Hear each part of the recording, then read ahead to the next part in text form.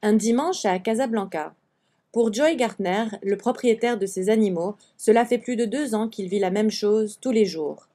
Très tôt, les foules s'amassent pour voir la curiosité locale. 4 éléphants parqués en plein Casablanca, au bord de la mer.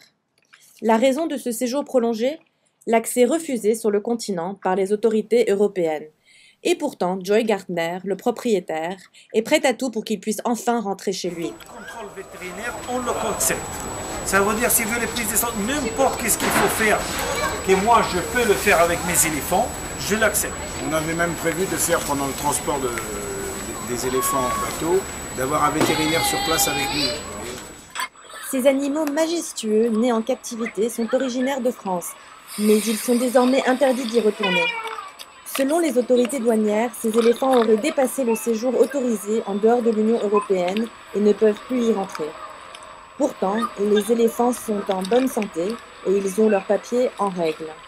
C'est un genre de sport. Chaque éléphant doit avoir ce CITES et ils sont enregistrés, comme il vous l'a dit, ils sont complètement européens puisqu'ils sont enregistrés à Toulouse. Aujourd'hui, associations locales viennent au secours de Joy et espèrent pouvoir l'aider à rentrer en France rapidement. Voilà quelques carottes. Lorsque ces éléphants sont sortis du territoire français et du territoire européen, ils sont partis avec tous leurs papiers en règle. En France, nous avons la chance d'avoir une des toutes premières compagnies maritimes mondiales installée internationalement, mais dont le siège social est à Marseille. Je suis certain qu'elle fera de son mieux pour pouvoir transporter au moindre frais et peut-être même gratuitement les éléphants de M. Gardner. Eh bien, on vous remercie vraiment, vous êtes notre sauveur. Merci.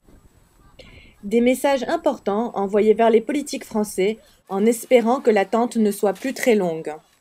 Entre-temps, quelques carottes et de la verdure apportées par les associations aident ces beaux animaux à patienter, pendant que les Casablancais, de tout âge, viennent voir cette attraction exotique de près.